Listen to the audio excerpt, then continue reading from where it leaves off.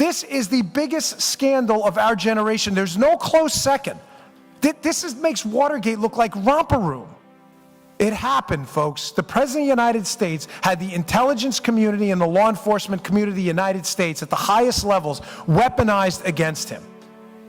Now, I like to break it down simply into how they did this. They had plan A, plan B, and plan C. And the joke of the whole thing, and when I say joke, I don't mean funny, I mean a tragic joke, is it wasn't known as plan A, plan B, and plan C. You know why?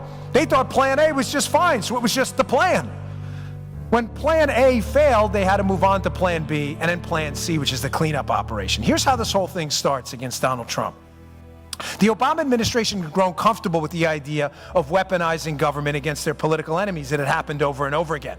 We had the IRS scandal, we had the AP phone records scandal, the Jim Rosen Fox News scandal, and I ask you this, what happened to any of the people involved? Anyone? Yeah, the answer is nothing.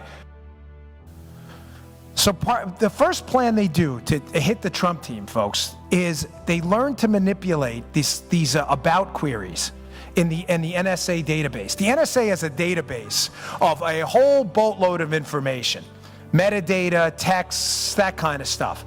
How it works is too complicated in the time I have, but what you can do is you can query that NSA system and you can get a whole lot of information. Well, what happens? This is plan A. This is how they're going to get the information. I hope, if I'm not following, please stop me, because this is important. The Obama administration figures out that through unmasking, in other words, wiretapping people, pretending they're targeting foreigners, and then querying information in this database, that they can get all the political opposition research in the world that they need against the Trump team. It's beautiful. No one's going to call them out. The media is on their side, right? But there's a good guy in this. There's a white hat. Somebody in the government sniffs this thing out. That's why I tell you, this wasn't plan A, this was the plan. They were going to unmask people, wiretap people, and they were going to query this NSA database and get all the information they needed about the Trump team. But somebody smells a problem, and he's not having it.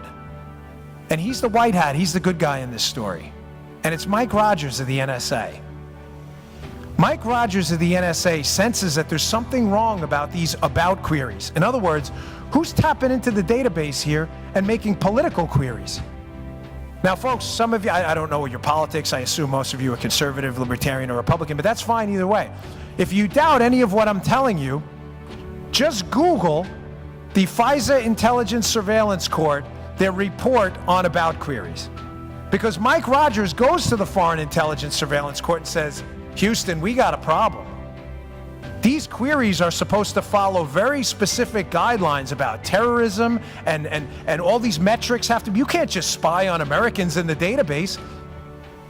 The FISA court looks into it, comes back with a report that was released in March of 2017. Ladies and gentlemen, that is devastating.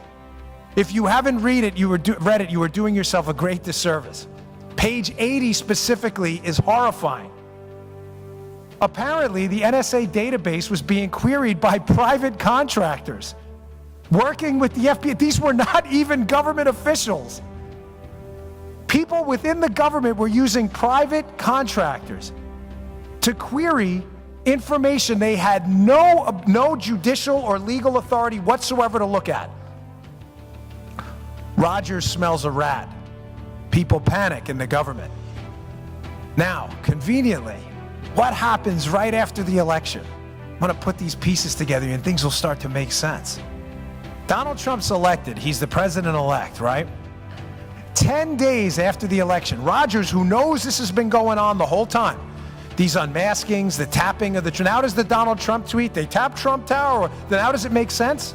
He got the wording wrong.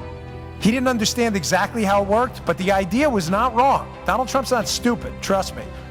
So about 10 days after the election, Donald Trump, someone goes up to visit Donald Trump in Trump Tower.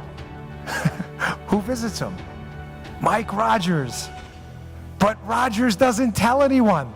This is going to trip you out totally. He doesn't tell anybody in the White House he's going up there. Rogers gives it about 10 days, goes up there, has this big meeting with Donald Trump, and what happens the very next day? Donald Trump evacuates Trump Tower and goes to Bedminster, New Jersey to never return for another meeting. Rogers has this meeting. Trump evacuates Trump Tower. The very next day, the Obama administration comes out and calls for somebody to be fired. Who's that somebody? Mike Rogers. The Obama administration knows Rogers is the good guy and fills Trump in on this entire debacle. All of a sudden, people start resigning from the federal government after that. You know who also resigns? Bob Hannigan. Now, who's Bob Hannigan? Bob Hannigan is the head of the GCHQ, which is the British NSA.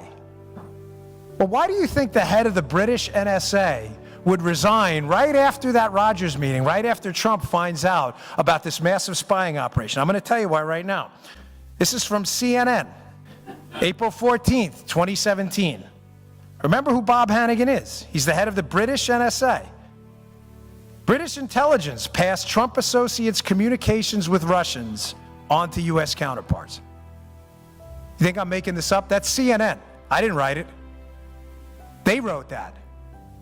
So not only is the United States government in Plan A weaponizing its intelligence community to listen in and computer search the Trump team to hurt them during the campaign for political oppo, they're working with the British and the Australians to pass information about the Trump team onto the Obama administration. Don't take it from me. Take it from CNN.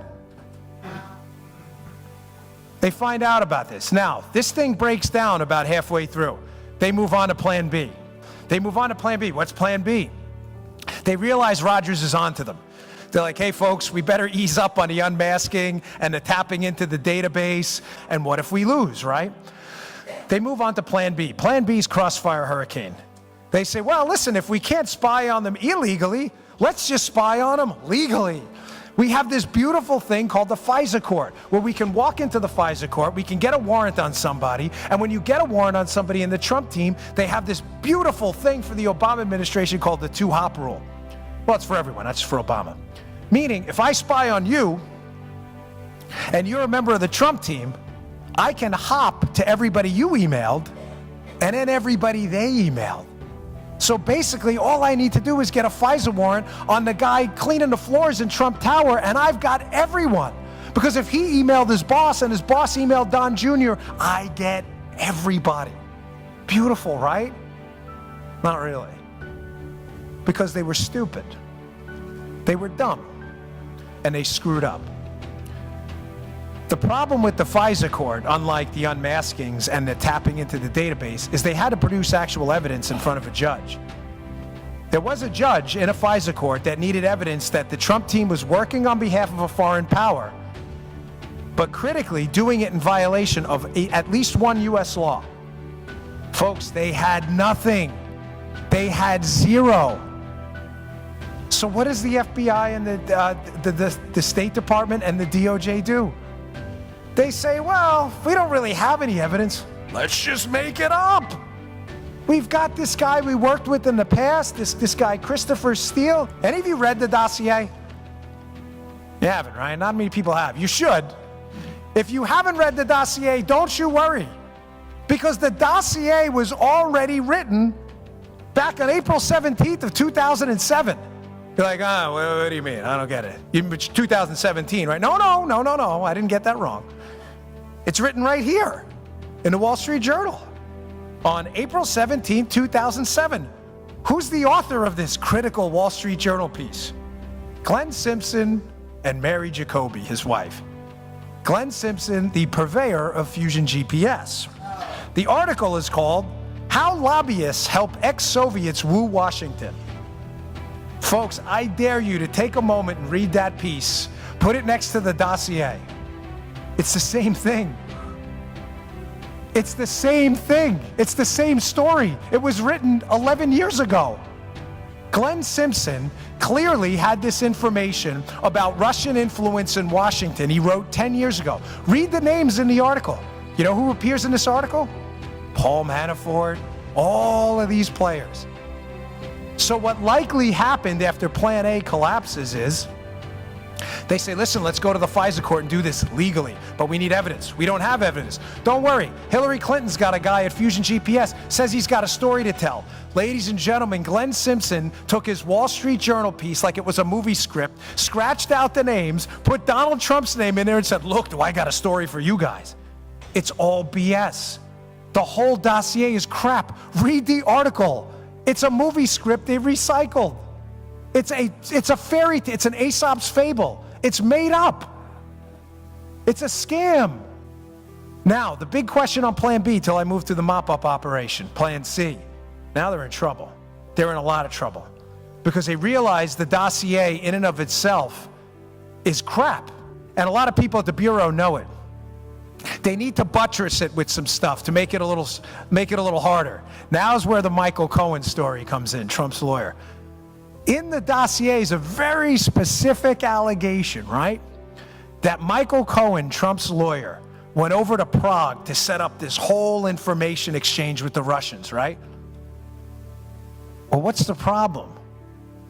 Michael Cohen had never been to Prague, and his passport proved it. Where do you think they got that name, Michael Cohen? You're darn right. They probably were in that NSA database looking up a Michael Cohen, and they got the wrong guy. They got the wrong Michael Cohen. So now you should be asking yourself, who the heck was Glenn Simpson dealing with in the government that gave him that name? And how did they get it? Plan B falls apart too. Plan B falls apart because something happens in November. Donald Trump wins. Nobody, I'm telling you, take it to the bank, cash this check, and spend the money. Nobody saw that coming. No one. Everybody thought Hillary Clinton was going to get in. This was all going to go away. They were going to appoint their own attorney general, probably John Brennan, and this story is never, ever to see the light of day, not in their lifetimes. But make no mistake, they know what they did. They all know what they did. Every single one of them. So they have to move on to Plan C. People start cooperating and talking, and now people are panicking. Now does John Brennan's meltdown after the election make sense? He's the head of the intelligence community who, again, another thing for you to Google, but it's all in the book again. Who do you think John Brennan met with right before the election at the, quote, director level as reported on by multiple media outlets? Bob Hannigan, the same guy from the British intelligence agency that quits right after Trump's election. Who also quits? John Carlin. Who's John Carlin? He's the head of the Department of Justice National Security Division, the final division in the Department of Justice to put their John Hancock on the FISA warrant. He quits right after the election. Who did John Carlin work for before he got there into the DOJ? He's Bob Mueller's chief of staff. He was Bob Mueller's chief. Now does Bob Mueller make sense?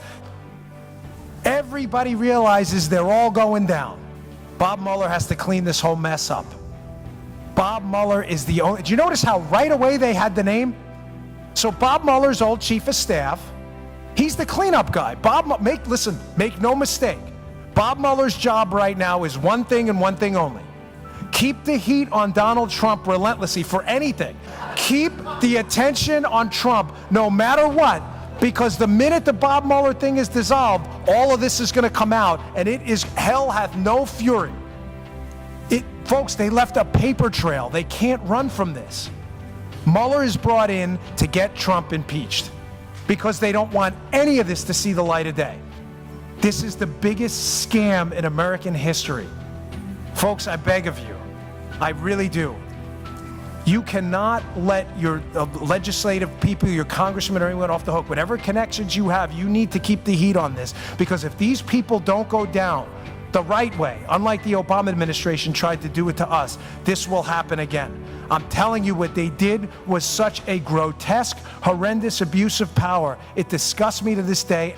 When the truth comes out, Hillary Clinton's legacy will be nothing more than a stain on this country. And forever in textbooks, kids are going to read her as a cautionary tale of what never to do when you get power, and that will never happen to any of you. So take that to the bank and celebrate that one. That's the justice you're going to get.